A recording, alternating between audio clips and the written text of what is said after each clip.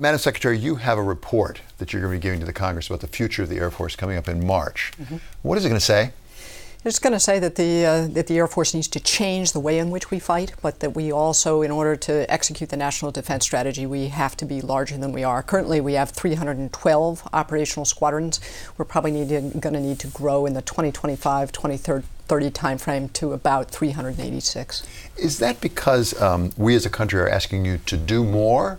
Or is it because our adversaries are doing more? It is because the threat is changing. You know, threat drives strategy. Strategy drives force posture. And we have been tasked under the new National Defense Strategy explicitly recognizes the reemergence of great power competition as the defining problem of the next 2 decades.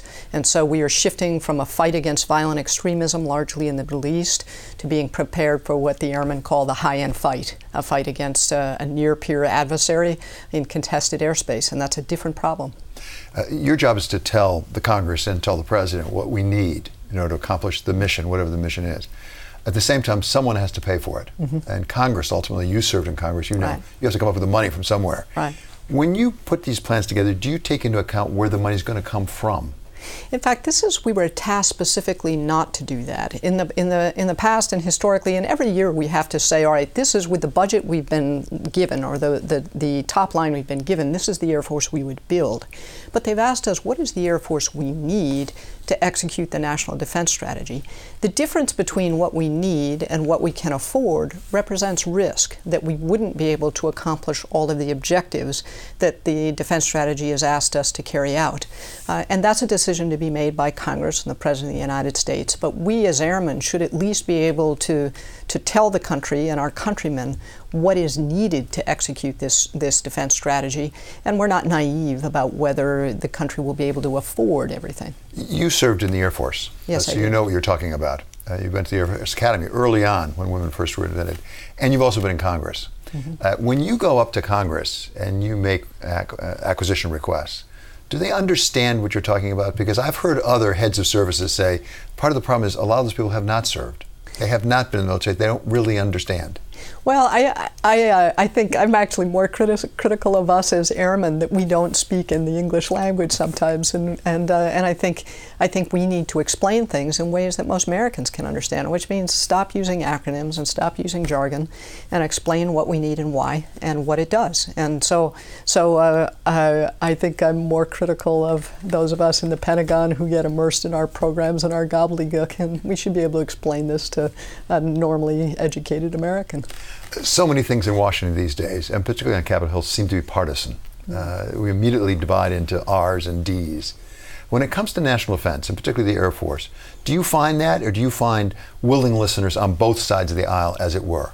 I find listeners on both sides of the aisle, and you see it in the Defense Authorization Act. We for the first time in many years, have a defense authorization and appropriation that started on the 1st of October. No continuing resolution and no sequester under the Budget Control Act, with a significant increase in the budget to be able to get after the readiness and lethality of the force. That passed 87 votes.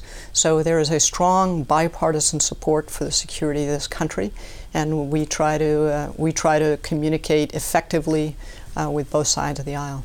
When you talk about adding squadrons, increasing the number of aircraft, will they have pilots? They will be both piloted and remotely piloted. The aircraft that don't have a pilot in the cockpit still have a pilot. That pilot is on the ground. So we now have, I think, over 260 remotely piloted aircraft in the Air Force. We hear about a problem with a shortage of pilots for all sorts of reasons that you know better than I do. What is the way to get past that? There's going to be a couple of things. First of all, we have a national shortage of aircrew and pilots. The airlines are hiring over 4,500 pilots a year, and they come to the Air Force because we train them very well. We don't want to be the only source of pilots for the airline, so we've got a national problem. We're trying to deal with the Department of Labor and the FAA to see how we can fill that pipeline, not just for the Air Force, but as a nation. But for the Air Force, there's a couple of things. One is retention, both how we pay air crew, but how we improve the quality of service and quality of life for our air crews so that no one in their right mind would want to leave the United States Air Force. And then we are also increasing the number of pilots we're training. We trained about 1,100 last year. We're ramping up to train about 1,500 pilots a year. And we will be at steady state at that amount. We've been working with the RAND Corporation and projecting the pilot shortage and fixing the pilot shortage. If we fix some of the issues we're looking at on retention and increase our pilot production to about 1,500 a year, we think we will recover our pilot shortage by 2023. The President of the United States has said he wants Space Force. Exactly what is Space Force and why do we need it? I am completely aligned with the President, and he has laid out a bold vision for space, recognizing that space is a contested domain in ways that it was not in the past. The United States is the best in the world at space, and our adversaries know it. The Chinese in particular have been demonstrating the capability to deny us the use of space in crisis or war, and we're not going to let that happen. So the real problem we're trying to address, and the problem the President has asked us to focus on, is how do we continue to dominate in space, because every mission in the military is dependent on it, and so is the timing signal for the New York Stock Exchange and the blue dot on your phone. It enables the American economy, and we must remain dominant. But we could remain dominant without Space Force, couldn't we? I mean, there is a Space Command now, as I understand it. So why does Space Force really reinforce that emphasis on Space Force? Explain the difference. Well, first, the recognition that space is a warfighting domain and the support for a unified command, that is moving forward. It was actually authorized in the Defense Authorization Bill for this last year. So we're moving forward with the standing up of a warfighting command for space. We used to have one. It went away after 9/11. It's coming back, and the President has led that effort. The other questions about how to structure a department, how to do acquisition and those things, and the actual creation of a department will be something the President will put forward his ideas on, associated with his budget in February, for the Congress to consider and work through. But kudos to the President for setting out a bold vision and saying this really matters, and we have to get this right and maintain our dominance in space. One of the things we hear about a lot is procurement. How long it takes, how expensive it is. I mean, we in the media love to cover these incidents where it goes wrong. Why is it so long? Why is it so cumbersome? Defense acquisition and government acquisition generally, every time something went wrong, they'd put in another check. And as a result, things get, the time it takes to buy things has become very long. That's fine as long as you're the dominant power and nobody else is innovating.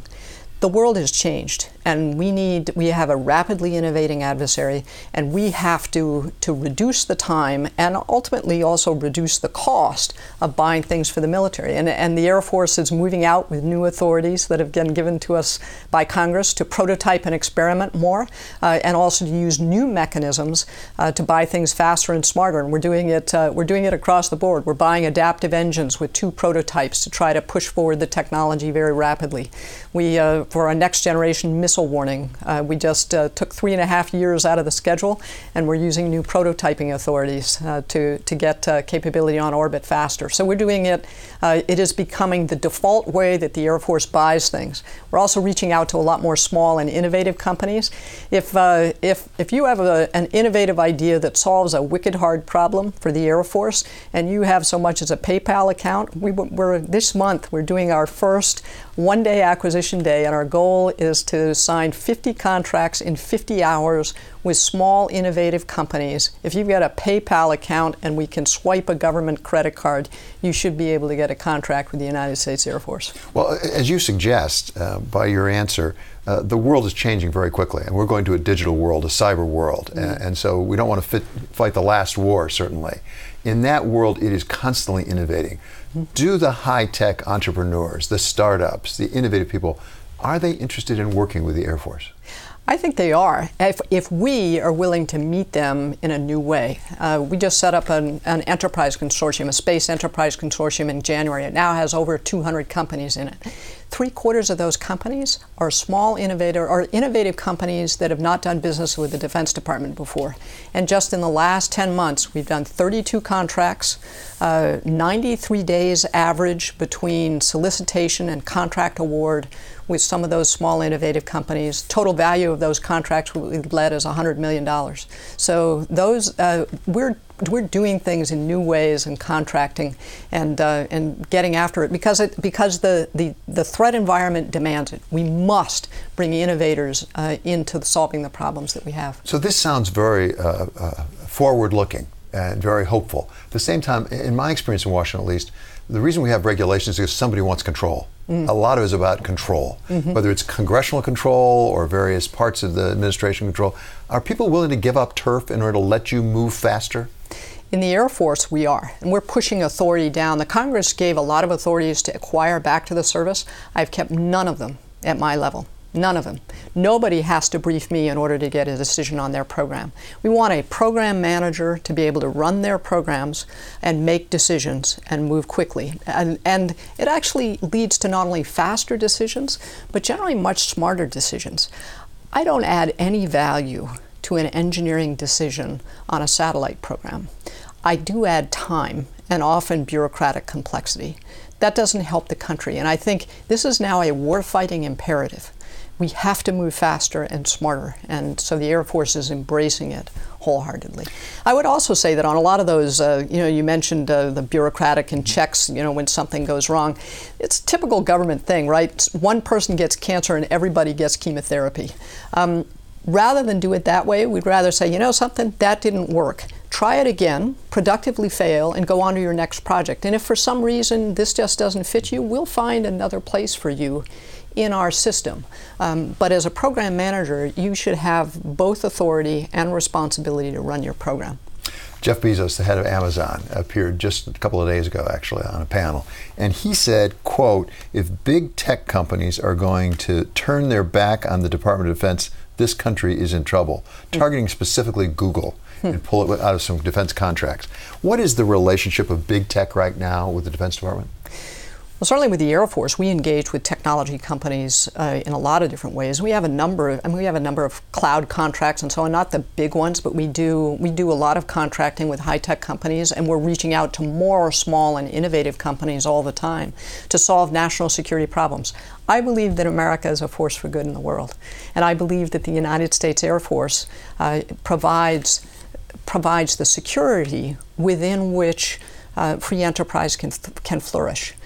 That's a good thing, and it's been wonderful for the United States and also for the world since the end of the World War II, and that's our role. Is there a challenge, though, for the Defense Department, or for the Air Force, for that matter, with their brand, with their relationship with some of the people in Silicon Valley? Because you saw the protests by employees of Google saying, we don't want you doing business with the Defense Department.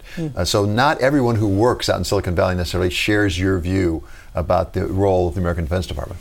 It's a free country, and we protect people's right to disagree, and I'm completely okay with that. And I grew up in the 1960s and 1970s, and I remember protesters on the Common and protesting the Vietnam War in my hometown.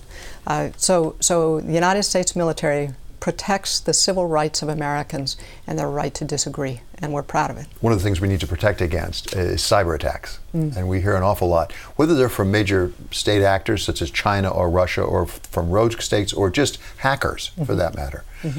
How important is that in your plans for the future of the Air Force? Cyber protection is vitally important. We not only provide cyber mission teams to Cyber Command, we also have to protect our own assets and bases, and we're actually shifting. We will be buying more enterprise IT as a service, so my email and enterprise services will be provided by contractors, and uniformed cyber experts who are trained in the military won't be doing the help desk to help me.